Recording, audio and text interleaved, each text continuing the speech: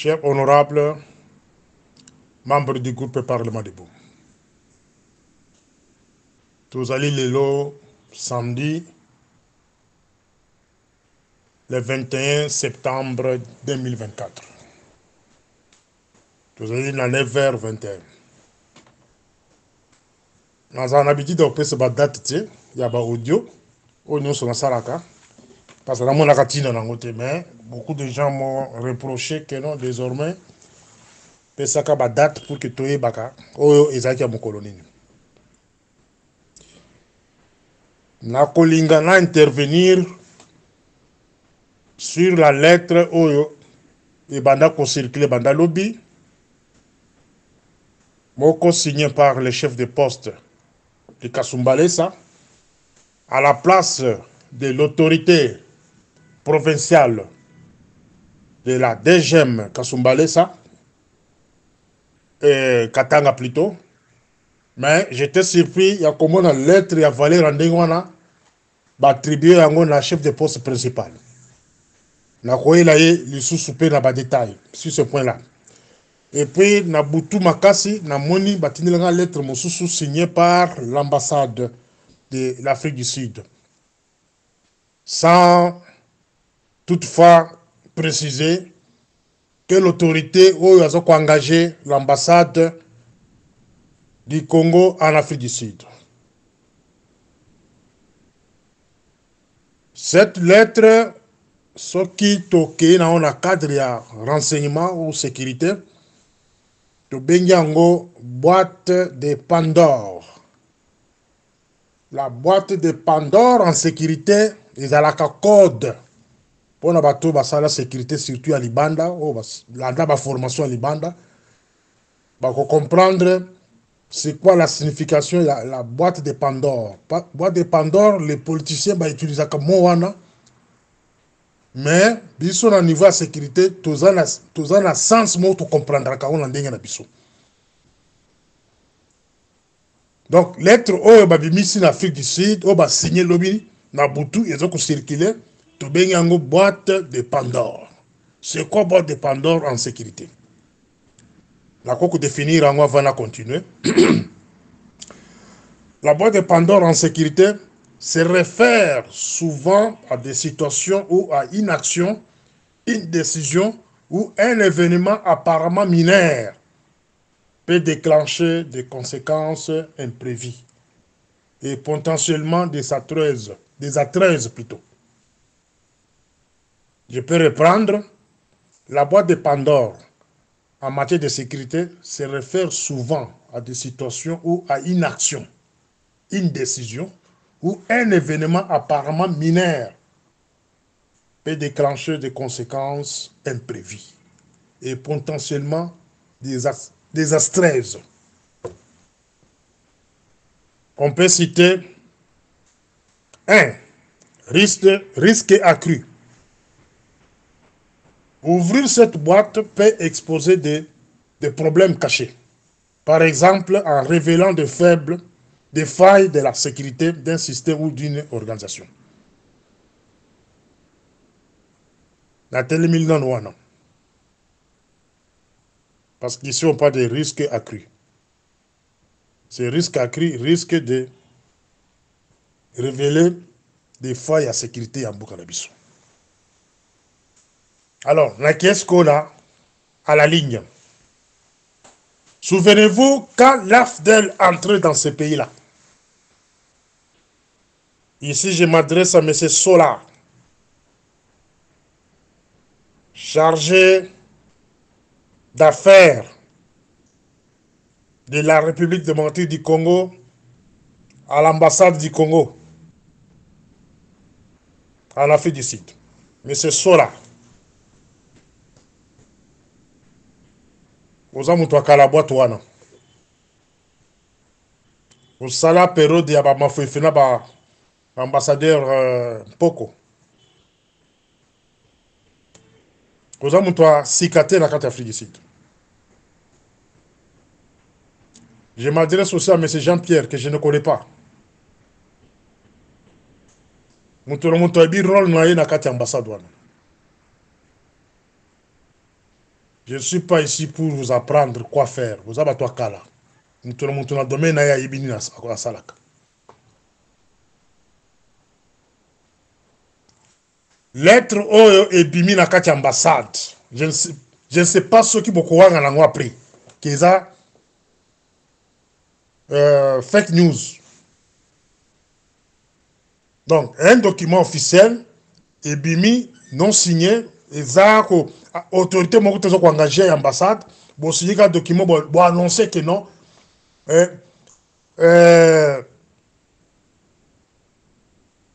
y a quelques jours, un circuit parallèle d'octroi de faux visas a été créé en Afrique du Sud. Mais c'est trop grave. C'est trop grave. Et ceci confirme que notion va bien la prévention. Prévention, ça n'existe pas. Elle vous a dénoncé que non, réseau parallèle. Cela veut dire que ces réseaux-là existent depuis quand? Et les visas en question, il y a un lobby na kati ya boîte de Pandore que ceux qui te lignent to kota na mozindo to ko révéler faille à sécurité na biso mboka na biso na migration na biso. To ko révéler même complicité ya ba autorité au ba ko sala kati ya ba sécurité na mboka na biso. Particulièrement ba to ya migration. Et ici, je vais parler plus de la prévention. Notion de prévention, ils allaient dans Moutou, il y a l'autorité dans l'autorité. Notion de prévention, ils allaient dans Moutou, il y a l'autorité dans l'autorité.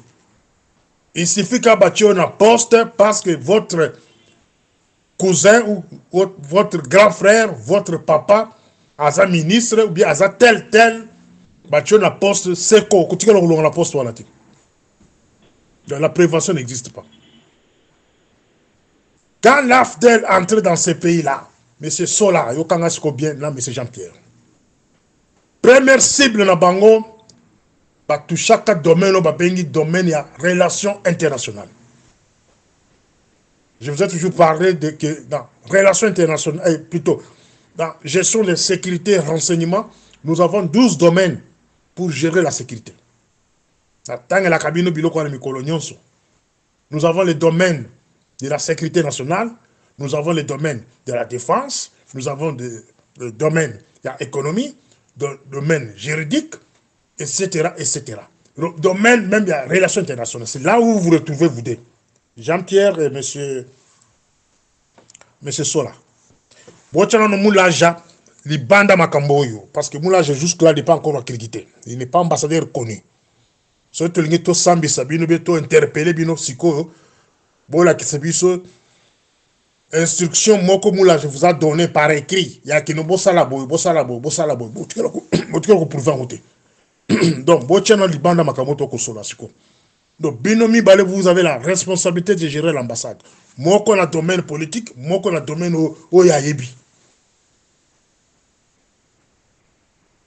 RFD la continent Mokawana, la première des choses, va bloquer le domaine de la relation internationale. C'est Bizi Makara qui était le patron de ce domaine-là, même jusqu'à aujourd'hui.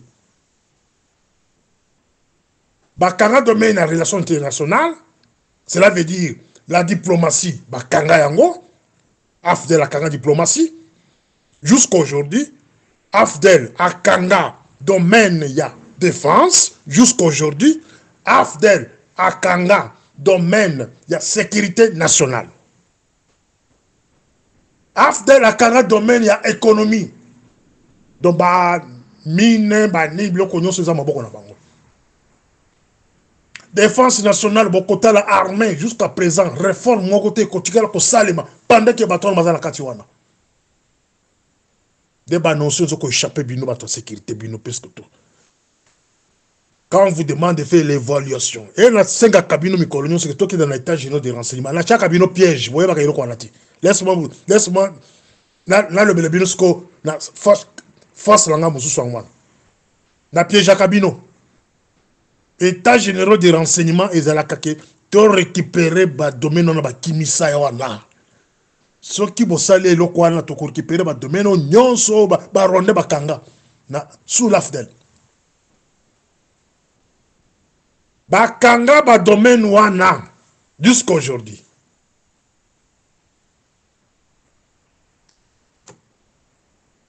Alors, domaine en relations internationales, les ambassades, bah, comme ça, faible.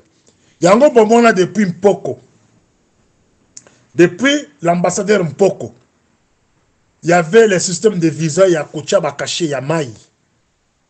Et Mboka Wanezaki passoire. Tout le monde entrait comme il veut. Et j'avais dénoncé ça en 2011.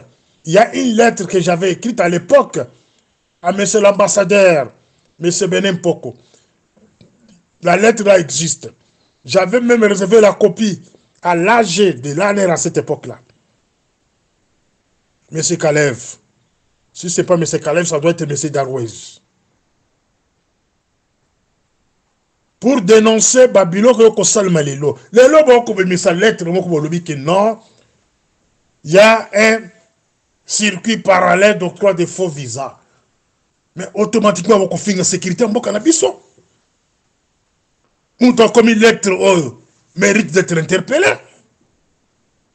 Les circuits parallèles, tout compte ce qu'on a en profondeur de matière. Nani akenaki kosenga les maquettes ya kosalela. Donc c'est-à-dire les spécimens, il y a visa, il y a Congo. Là niveau à Belgique. Il y avait un agent au nom de David Moulaja. Un agent local. C'est celui-là qui était allé en Belgique. Pour prendre la langue avec une société en place en Belgique, on a imprimé ma visa. Est-ce que vous êtes associé à ça? Est-ce que la sécurité du pays est associée? Est-ce que la migration est associée? Cela veut dire la DGM. Ils sont associés. Pour la croyer, ils ont société nini. Combien de visas déjà imprimés? Le dernier numéro de ce visa-là, il y a l'eau imprimé depuis quelle année? Combien d'expatriés côté dans le visa dans le Congo? Et le visa dans le Congo, est-ce que c'est Babima? Est-ce que les services de contre-espionnage, les analystes, il y a bateau bakota? So côté dans le Congo, dans le cadre de la visite, bazali wapi? Basi bazongi? Ou bien bazali la province pour le moment? Voilà ce que j'ai appelé au début boîte de Pandore. C'est-à-dire, ceux qui sont en profondeur, la plupart des gens vont perdre leur boulot. Mais la cause est un peu modérée pour ne pas perdre vos boulots. Parce que la boîte de Pandore. La boîte de Pandore en sécurité,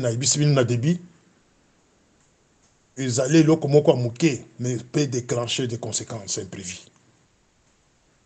Donc si je parle, na lobby na lobelaka.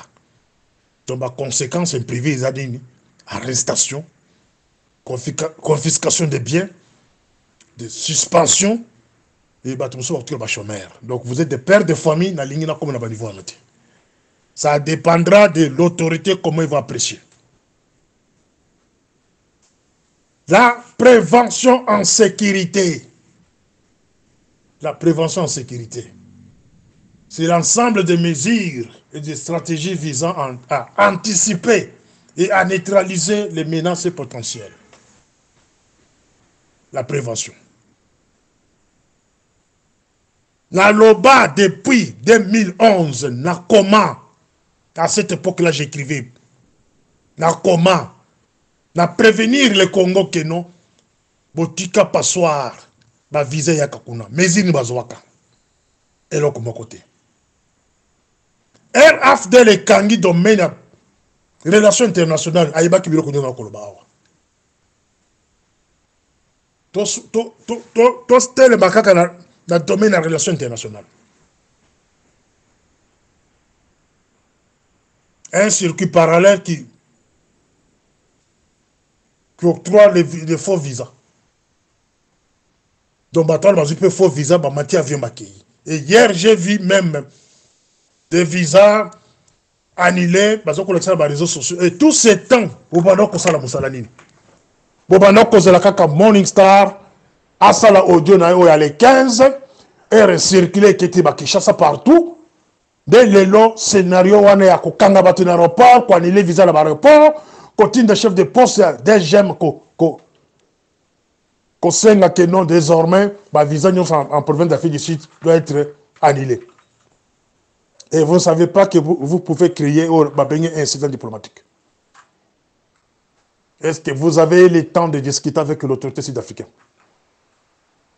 Est-ce que le DIRCO est au courant qu'il y a un réseau parallèle d'octroi de visa? Est-ce que vous avez le temps d'informer les services de renseignement, des crimes intelligence de ce pays pour que bah aider dans le cas de collaboration et de renseignement? Monsieur Solar, non, monsieur Jean-Pierre, on va revenir, Bino. Est-ce que vous avez le temps d'écrire au service d'intelligence pour que bah aider Bino? Combien de fois vous avez écrit? Et quelle était les réponses? Parce que le réseau mafieux existe. Et le réseau mafieux là n'existe pas en dehors de l'ambassade. Le réseau là est à l'ambassade. Et les gens là qui font ces histoires là, vous les connaissez. Batol Mino Boyebi Bango sont des agents locaux. Baza la carte ambassade. Baza collaborer avec les talibans là. Et vous les connaissez. La ligne Koutang Bako moi batoate. Mais si vous m'énervez, je vais citer les noms. Ces gens-là achètent des maisons, achètent des belles voitures au nom de la République démocratique du Congo. Vous allez faire une infiltration au Congo. Vous allez compter dans le Congo Balingi. Vous allez compter dans visa de visite dans Kinshasa ou bien dans Lubumbashi, mais l'obé dans Goma, l'obé dans Kisangani. Et Bamusus bazo ko ba visa o bakenango na Uganda, ba côté à partir à Aru, Iziro. Bamusus ba ke na partir à Tanzanie, ba côté Tanganyika, na visa bazo à partir à Afrique du Sud. Ces réseaux-là, c'est un réseau qui est au sein de l'ambassade. Et tout ça pourquoi? Parce qu'il n'y a pas eu la réforme dans le domaine des relations internationales. Les ministres des Affaires étrangères, chaque fois, comme il place, il faut que les ambassadeurs soient corrompus. Il n'y a pas la coordination. La coordination des visas n'existe pas. Chaque ambassade fait ce qu'il veut. Chaque ambassade peut imprimer les visas de sa manière. Nous sommes dans quel pays? Chers amis. Pourquoi ne pas créer un centre de traitement des visas au niveau de Kinshasa? Et si beaucoup de services se vendent, particulièrement les services de contre-espionnage, devraient être dans ce centre-là. Et chaque demande de visa devrait passer par ce centre-là. Avant de créer les visas à l'extérieur du pays, toute demande de visa devrait être envoyée au Congo. Pendant les 7 jours, le traitement des visas, la carte salement. Et puis, les centres devaient donner maintenant la vie. Si les gens sont nombreux dans un centre de traitement des visas, la corruption est réduite. Mais vous avez donné le monopole de chaque ambassade de faire ce qu'il fait. Il y avait un garçon ici, il est allé imprimer les visas au niveau de la Belgique. Une chose grave, il a mis même son nom. La visa, on a comme un individu, agent local, a imprimer la visa la Belgique. A comme on est la Kati. Elle a dénoncé le Comboana. Mais c'est celui-là qui a encore le monopole jusqu'à aujourd'hui d'aller imprimer les visas là-bas. Est-ce que vous, les gens de l'ANR, vous êtes impliqués? Est-ce que vous voyez combien de visas ont été déjà imprimés là-bas? Combien Bassiba Kaboulé? Combien de tickets dans Maboko Nabatouana? Est-ce que vous pouvez entrer en contact avec cette entreprise-là d'imprimerie? Ils ont imprimé ma visa Congo na Belgique. Est-ce que vous avez quota en contact avec la société wana? Ba pese bino lo ya suka ba imprimer kizaki combien? Wana vous êtes devoir en ticket Maboko na bino. Na niveau Afrique du Sud, Ce document-là qu'on a fait sortir hier mérite l'interprétation. Nous devons interpréter ce document-là. Quand est-ce que les réseaux mafieux-là existent? C'est ça la question que je laisse à votre conscience. Ces réseaux-là existent quand? Si c'était les mois passés, ou 2 mois, ou 3 mois. Et je pose la question à M. Sola et M. Jean-Pierre. Est-ce qu'avez-vous écrit au service d'intelligence pour vous aider? Avez-vous écrit à la police pour vous aider? Point d'interrogation. C'est ça même la procédure d'un chef, il y a renseignement, ou un chef au Babengi, chargé d'affaires. Vous devez collaborer avec les services en place.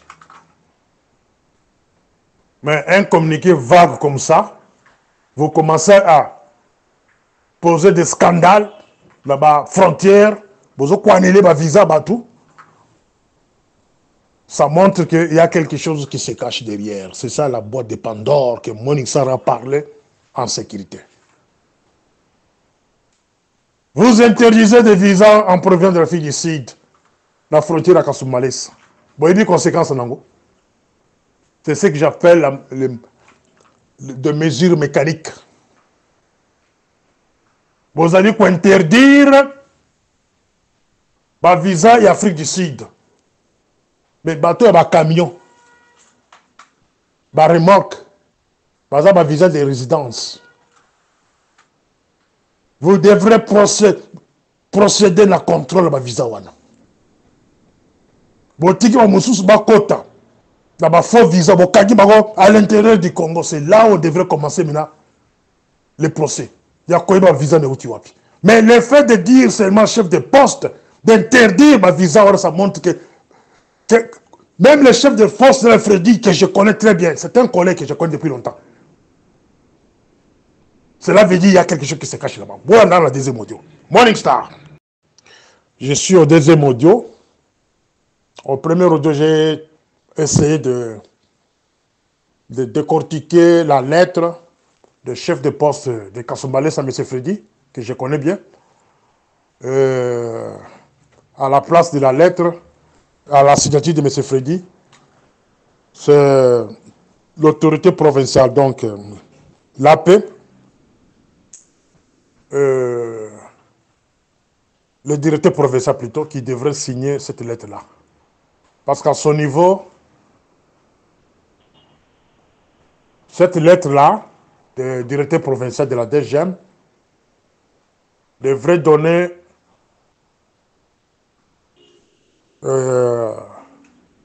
son autorité devrait s'étendre dans la frontière Nyonso.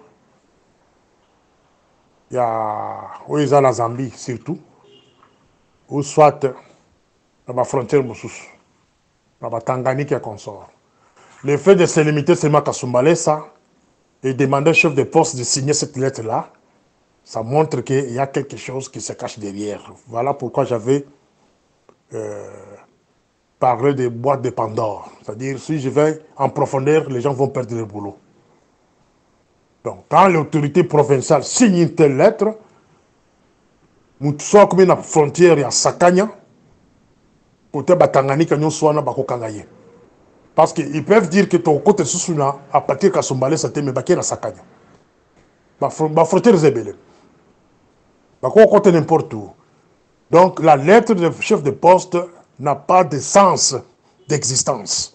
Donc, vous devez les rejeter en bloc. Et je demande à M. Kachantal, un collègue encore, c'est mon collègue, c'est monsieur-là. Kachantal a sengi na yo, ou a annulé lettre ou a chef de poste, yo sala communiqué en tant que directeur général, en interdisant le visa ou a jusqu'à nouvel ordre, en attendant votre ordre. On n'interdit pas les visas de l'Afrique du Sud d'entrer au Congo. Plutôt, ceux qui ont eu visa, quota na avion, pour contrôler la frontière principale qui est Luano et Ndjili. La frontière Mibalewana. Mais je pense qu'à notre époque, Kachantal ou bien, tout expatrié devrait entrer par Kinshasa pour contrôler bien, avant qu'il y ait la province. Nous devons rentrer dans cette logique-là pour éviter l'infiltration. Kachantal a pour les cas de visa volants, Ce na kolobela on sikote, na kolobela on a troisième audio. Mais pour le moment, annuler lettre wana ya chef de poste principal wana, de misa lettre ya ba frontière nyonso. Ceux qui m'ont un visa makolo à côté. Si c'est un étranger, ils ont un visa obtenu au niveau de l'Afrique du Sud, par la voie principale, c'est-à-dire à rapport d'Indjili. Je pense que c'est pour la Toyokani.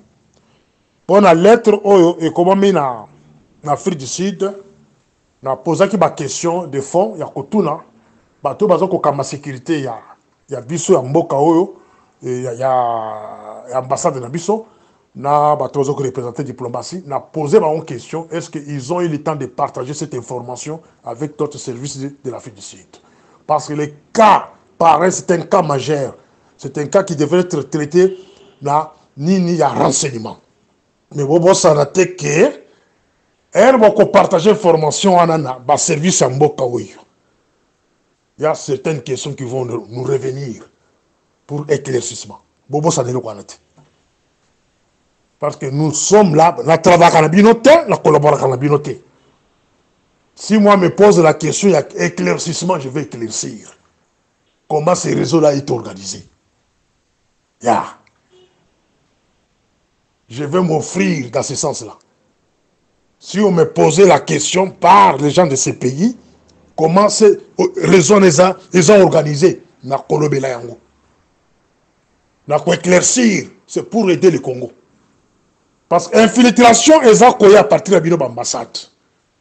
Vous allez qu'on compte ça mercenaires à partir de l'ambassade. Vous allez qu'on compte ça tomabé au bazo que fabriquer ba drogue au babengi bombé.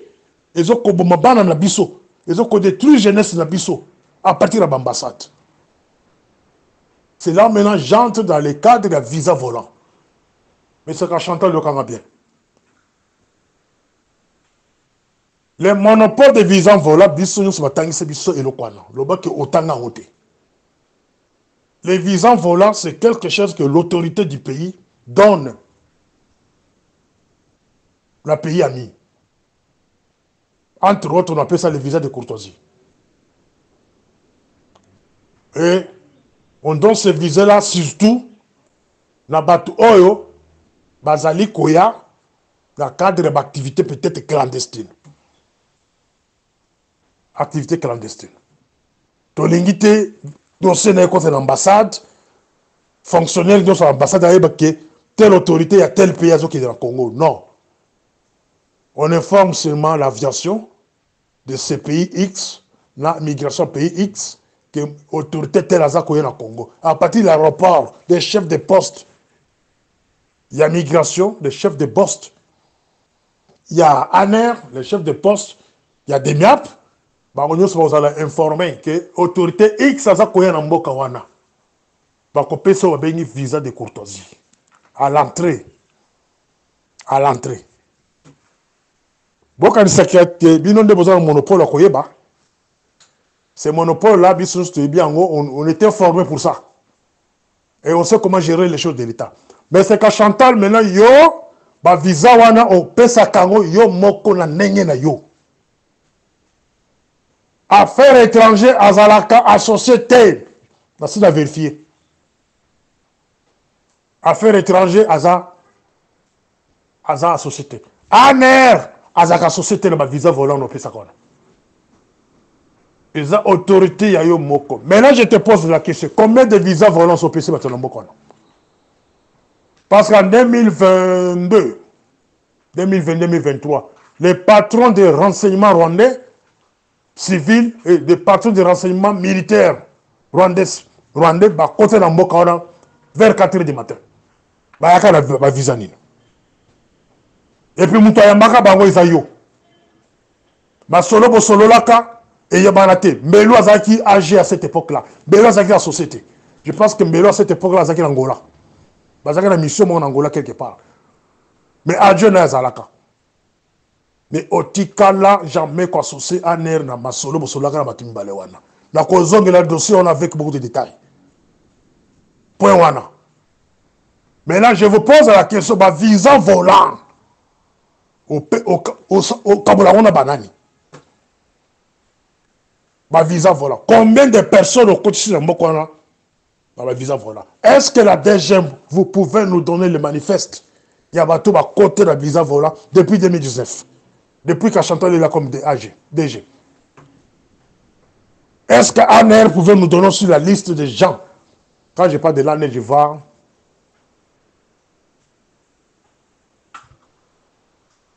ce que nous appelons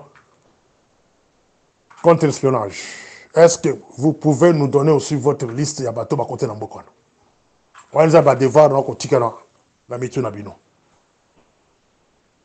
Là, on insister mingi sur la durée des agents là-bas poste.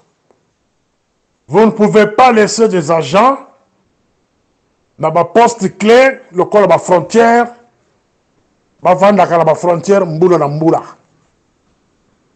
C'est ce que nous appelons en sécurité des menaces. Vous voyez des menaces en sécurité.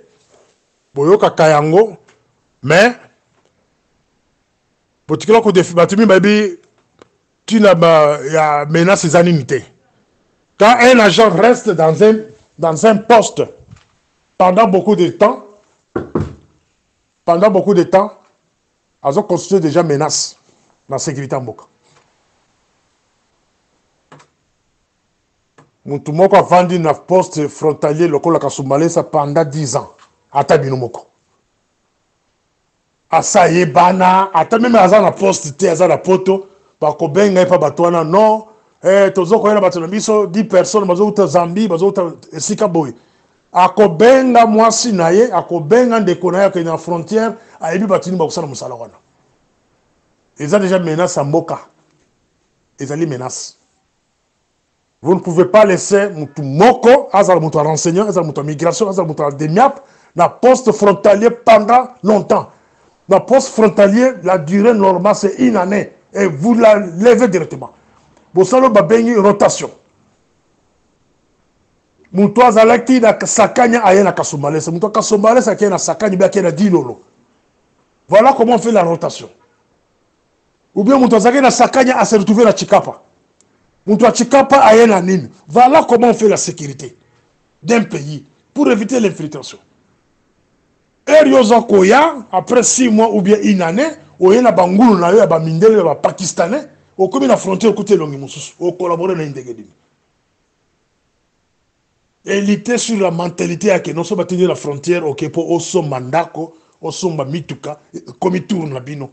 Non, enlever cette mentalité-là, cher agent. Mentalité, on a des salés qui nous domaine la biso, domaine la sécurité nationale, et ça l'a bafoué. Je vous ai dit au premier rodeo que non, quand l'AFDL est entré, à Simbaka, domaine international, où ils ont engagé l'ambassade, diplomatie à notre pays, par Simba, domaine de la sécurité nationale, bon, comment là, DG Mezalakati, ANR Zalakati, Armée Zalakati. Exemple, la copie, ça, bon, comment là que, depuis camarade Félix est président, a changé qui va ministre intérieur n'a mandat moko 4 fois. 4 fois. Vieux Gilbert Kamponde a tiré comme ça la réforme à ministère intérieur là où il y a la sécurité générale du pays. Acelo a tiré la paix comme ça la réforme mon côté. Peter Kazadi Kankonde aussi a tiré comme ça la réforme mon côté. Et puis l'autre c'est Jacques Chabani. Au côté la bango nyonso baza ko na même méthode baza ko na ba famille na bango. Un grand ministère clé baza ko tia ba civil ba to ba tikala ko ça la sécurité nulle part ba ibelo ko mota sécurité en mboka. Ba directeur de cabinet na bango bo juger bango à partir ba directeur de cabinet ba assistant na bango. Parfois baza ko tia basi na bango bana na bango ba semiki na bango baza le ko mota sécurité en mboka. Eza bango te. Et ça, botola kabiso bengi domaine de la sécurité nationale. Quand le domaine de la sécurité nationale n'est pas entre les mains des Congolais, il faut s'attendre à ça. Vous allez juger le ministre de l'Intérieur Azawana, il faut contrôler des gemmes, ANR, police. Bon, comment on a que le ministère a coaché inconscient. Bon, c'est facile de manipuler le ministère. C'est très facile. Dès qu'on a le ministère de la Défense, bah, quand il a mis nos têtes, il y a inconscient. Moutoua, tu as l'armée, moutoua, tu as notion armée. Bah, tu es si quand Sima moutoua, c'est le ministère, il y a défense. Parce que quand il a mis nos tout le monde, Rwandais ne pas la Katiwa, ou les pauvres Rwandais. Bah, tout le Maïla Mabé, ne pas le ministère Rwanda. Alors, tout ça, ils ont qu'un discours malin, mais tous zongana, et là qu'on a le ban à camarade de Félix, vous ne pouvez pas diriger le pays sans aller au Conseil Autobéni, État général de renseignement. Pendant l'État général de renseignement, tu as tous la banane, tu as tu wapi, tu as wapi. Alors, pour conclure, na Katia audio oyo, dans Kolobela Bakambo, je pense que dans le niveau, il y a infiltration, où ils ont connu l'ambassade, seulement l'ambassade de l'Afrique du Sud. Ils ont une ambassade ébélée. Où ils ont la légèreté oyo. Ils ont l'ambassade de Zambie, ils ont l'ambassade de Zimbabwe, ils ont l'ambassade de Tanzanie. Légèreté, on les a dit. Légèreté, on a donc il y a coupé ça visa, ils ont dit. La poto, ils ont un peu du sérieux parce que j'apprends qu'en Belgique, en France, l'ANR s'occupe des visas. Il est difficile qu'un blanc, un mercenaire blanc, ou ta poto aille la Congo. Mais en Afrique, la plupart de y a awa. Et bazako visa volant, azu visa volant, ayo combattre l'avion awa. Azu visa volant, ayo combattre l'avion par exemple na Ouganda, à côté Congo. C'est un danger aussi. C'est un grand danger. Alors, attendez, on a ce batondi na mboka wana. Ce batondi na mboka wana, de badasko comme manipuler l'autorité à servir sa sécurité. Donc, on a un Indien à ça, le numéro du ministre de l'Intérieur. Ceux qui ont au Kangié, ou bien au côté du bureau, il y a un ministre intérieur. Le ministre intérieur, à son tour, il va appeler Azala Batunaya Okenokotuna. Okenokotuna, et beaucoup de temps, la place soit là, Bakayi Moutana Ponanine. Voilà ce que nous appelons la fragilisation des services de sécurité. Les autres n'ont pas banane et pas bisomoko.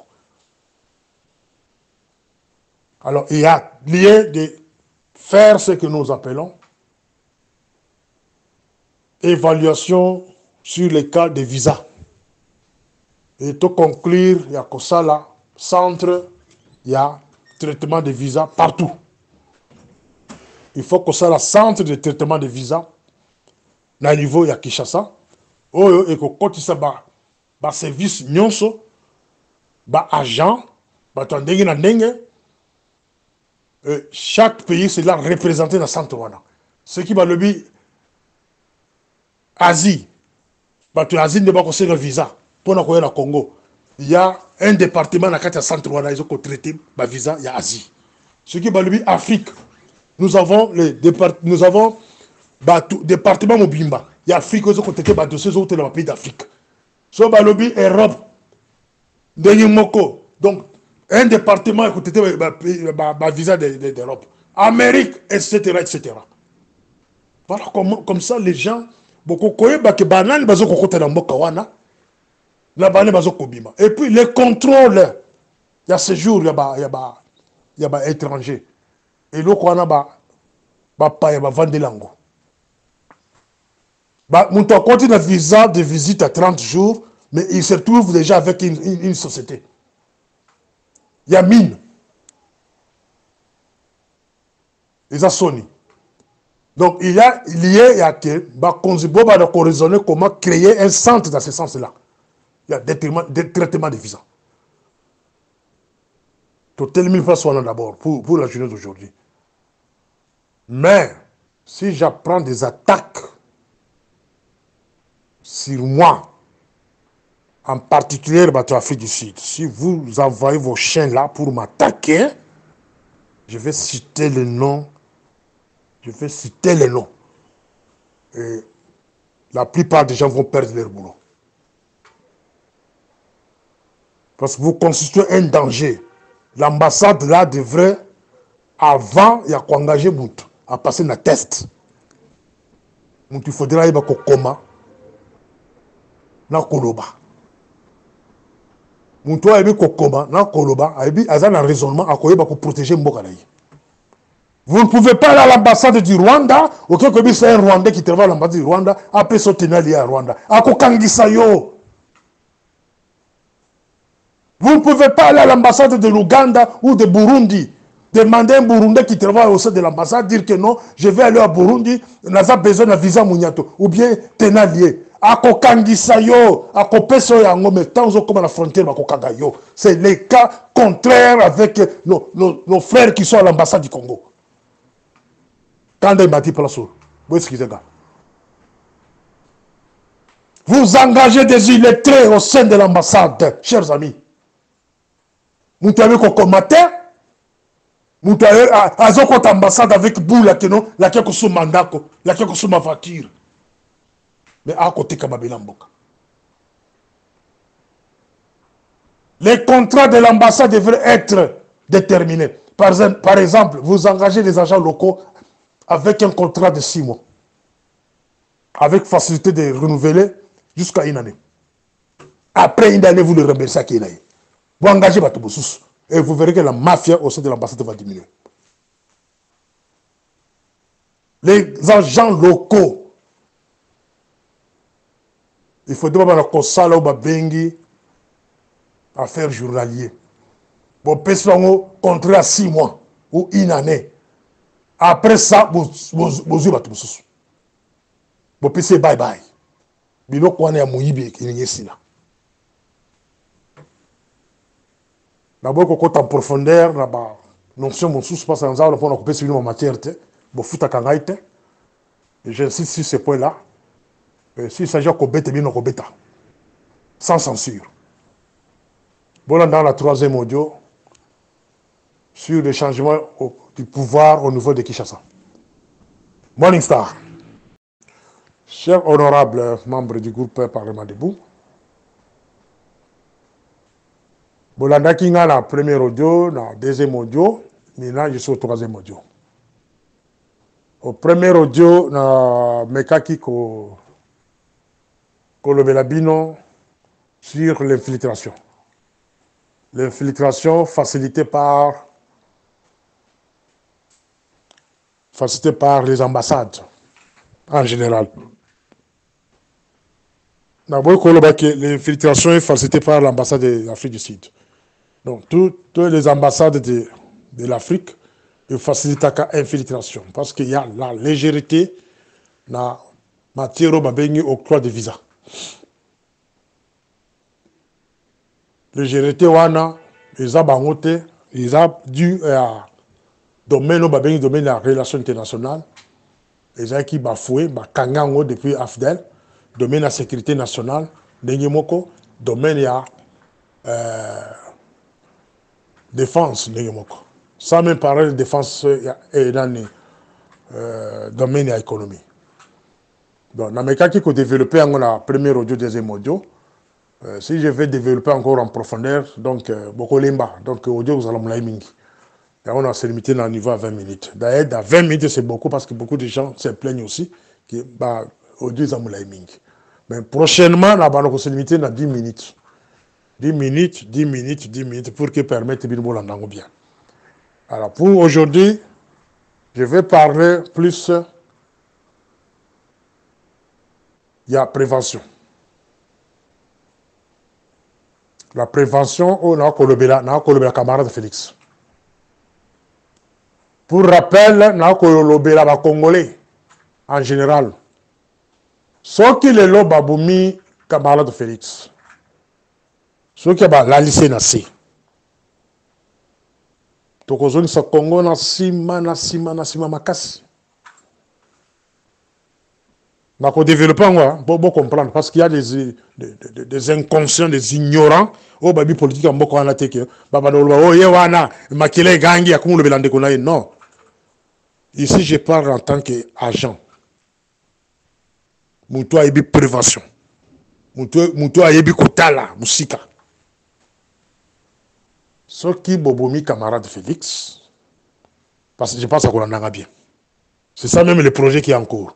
Ceux qui veulent aller, chers amis, Mokawane et Okoma, ça sera transformé en feu et en sang. Il n'y aura pas la paix. Boyebi Libye.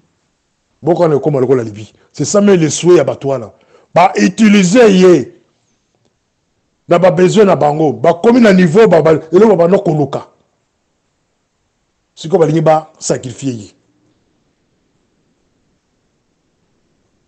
Bah, utiliser bon frère naye. Na niveau ya Kenya comme ambassadeur, mais c'est John Nyakero. Bah, utiliser yé. Pour, comme le niveau d'utilisation au babengé zone tampon. La zone tampon, c'est John Nyakero. Politique naye. Zone tampon au niveau de l'Est. John Nyakero. Et Azana Kati ambassade à Kenya.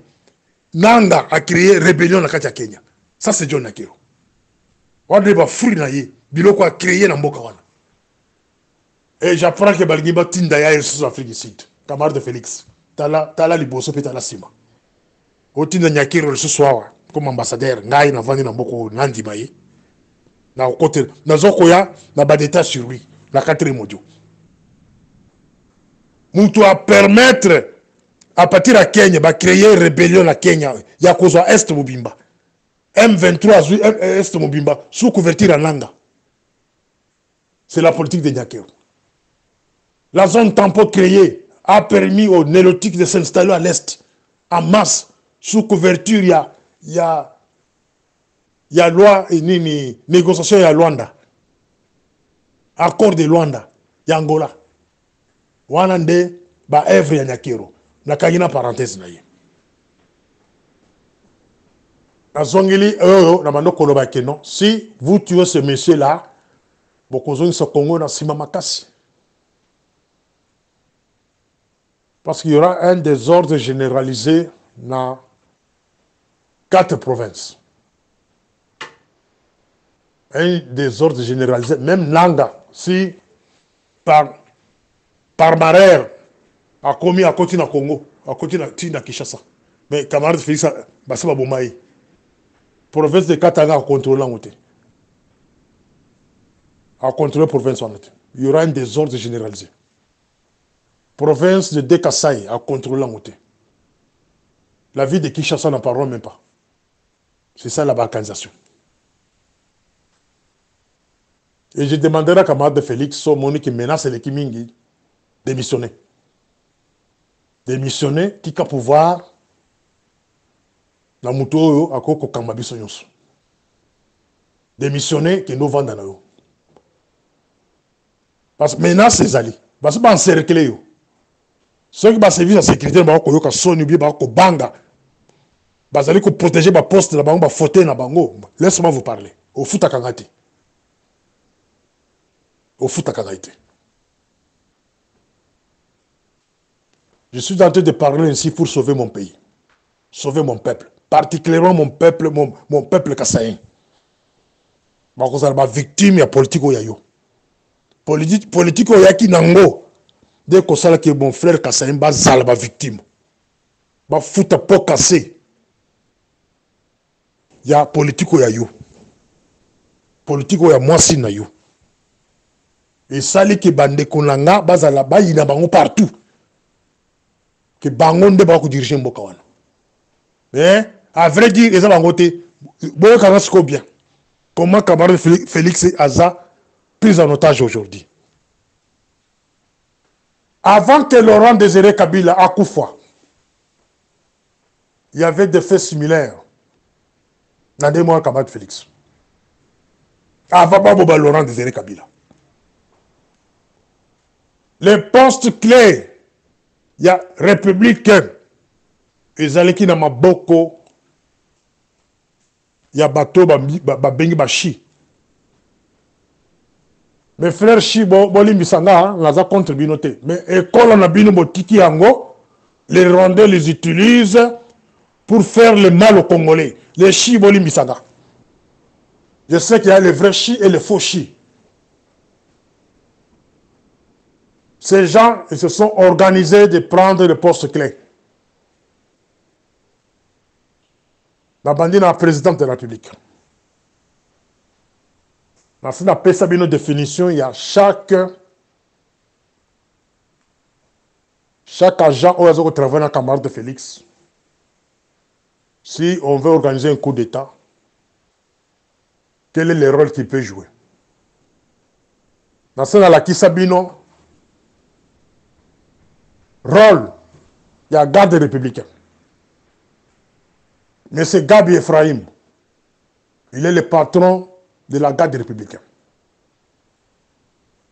Général Gabi Ephraim. Nous avons contrôlé plus de 10 000 à 12 000, 15 000 nabis effectifs et la garde républicaine. Il a le contrôle de ces gens-là. Azalé n'a pouvoir et à Kokanga camarade de Félix anytime. Sur un ordre donné, n'importe où.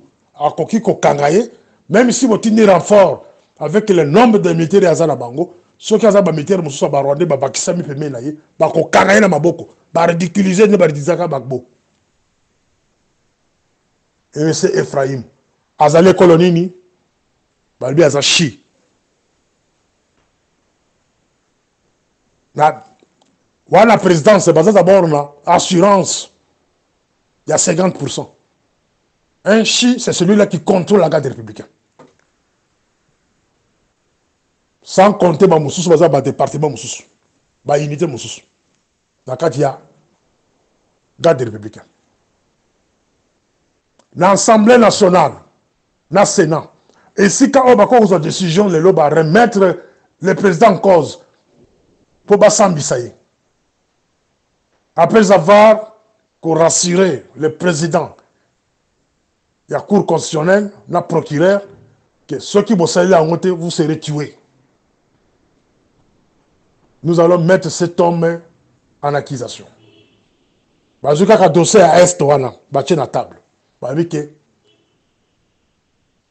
Il est complice dans ce dossier. Balaki, point par point. Et qui peut faire ça? C'est Kamere, le Sénat. Qui est le président de l'Assemblée nationale? Un chi, Kamere. Le Sénat, vice-président, un chi. C'est-à-dire qu'il peut influencer même Sam Lokonde. Bon, tu as la poste clé, comment ces gens-là, jouent la poste. Au niveau, il y a ANR, département intérieur, ainsi que l'information, nous sommes en Rédoc, République Koyaka, qui est là-bas, un autre chi. Monsieur Mouenze. Au niveau du gouvernement, il y a au moins 7 ministères occupés par les chi. Le ministre a le pouvoir de mon côté. Tout le bateau a le pouvoir direct sur la vie des camarades. Son directeur de cabinet, il peut avoir un rapport, il y a qui il y a qui bloqué en gros. Azana peut un chi, soi-disant. Si vous voyez que ça si vous bino soit ne bovandi wala, bokari sakadine. Si tu bino bande quoi Félix, bokari sakadine.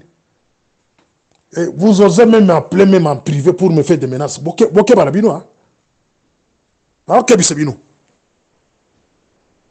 Je ne peux pas vous appeler le bibombaf, mais sachez que et là qu'on a Koloba, ça va produire un fruit d'ici là, dans quelques jours. Ceux qui font la matin, on a bien noté. Et puis je mets en garde dans bateau pour que non, Babo président Bassa Laboy. Je vous mets en garde. Ce Congo-là va reculer encore à zéro. Beaucoup là dans le moment où tu as nango, oyo bimara tongo, ozongi no moi sachet, ou vendre que vous collé à la télévision, oh mais là quelque chose. Moment où vous allez sauter. Vous avez un moment où Kima, où vous place à Nokulala, na Brazzaville, na Gabon, na Centrafrique, où vous place à Kokende, na Zambie, où vous place à Kokima. Prions que Elokwa ait ça le matin. Prions que Elokwa ait ça le matin parce que la vie de Kinshasa et Bas Congo, Bandundu, c'est déjà. Bon, on a beaucoup en profondeur. On a beaucoup en profondeur. Ne souhaitez pas ça. Laissez-nous la tâche. Il y a Kolobé la camarade. Si s'agit à côté qu'il pouvoir attirer. Il a parlé des dialogues. Ces dialogues, ils ont d'abord mal vu. Pourquoi? Parce qu'il a voulu mettre les politiciens en tête. Je ne suis pas contre Fayoulou, mais il ne fallait pas que Fayoulou s'affiche. Fayoulou n'allait pas s'afficher dans cette histoire. Yemoko akekuluka ba ennemi na yeba bimasiko. La cohésion nationale devrait se faire en 2019. Et la zone au pouvoir. C'était le moment où les gens bato FCC, bato IDPS, bato nyonso ensemble. Tout seul makabo Kabila, mabasa le peuple congolais, makabo infiltration, makabo occupation. Tout seul biloko nyonso ensemble, to limbisani, to tio ba structure asika. En 2019, tu sais que d'aller être un bon président. Mais son problème c'est quoi? Il a voulu nous traiter, nous autres, les gens de l'IDPS, comme des bibumbaf ou des biwelewele. Batu, oh, il y a quoi n'importe quoi, tu mets les maboko.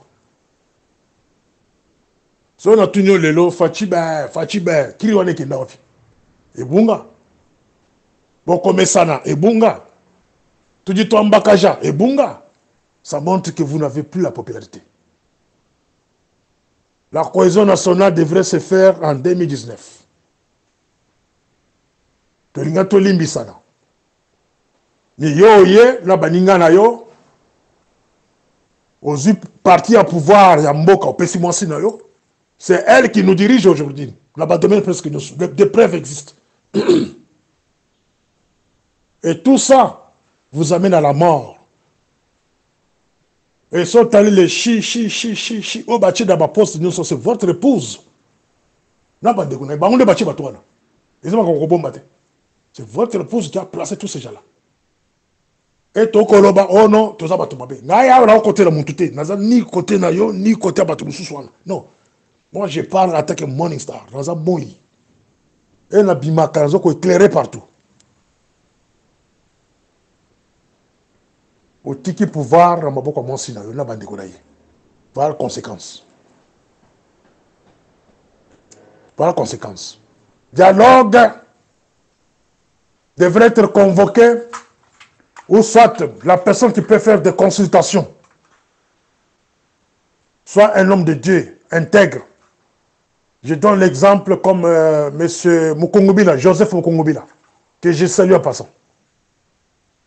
Ceux qui osent Kamutulokolo Mukungubila, au Tchéwan pour consulter la classe politique, société civile, étudiants, etc., etc.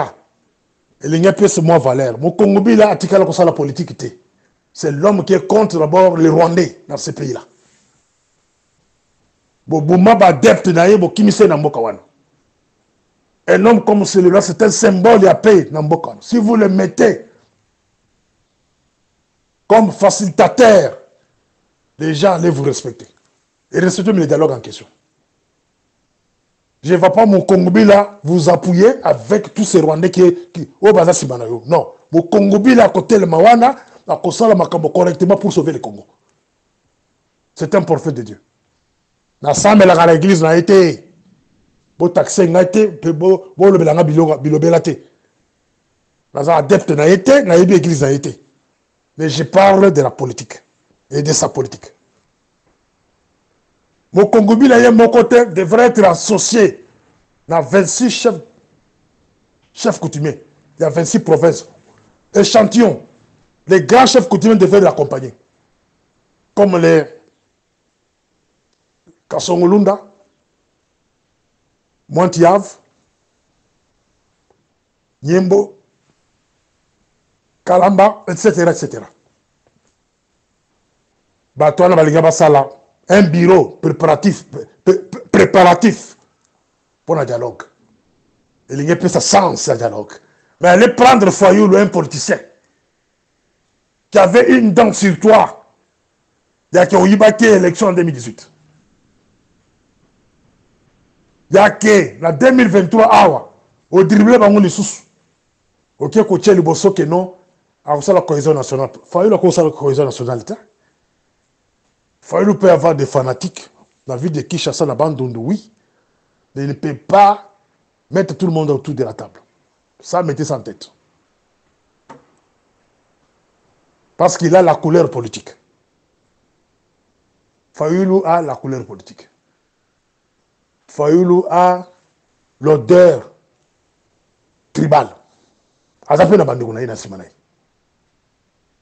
bao bakolinga ke baimposer ako premier ministre donc ce que nous avons vaincu avec vous ya bukelenga mbwetu tuitombakaja tokovivre mpe na Fayulu mpe na bandeko na ye ye tomonaka on a perdu à Gizenga c'est ça la nature d'un peuple congolais fanatique ya bapoliticien je pense que na point ya dialogue na koloba mingi te na kozongela ka makambo prévention ya sécurité ya mboka voilà c'était mon instar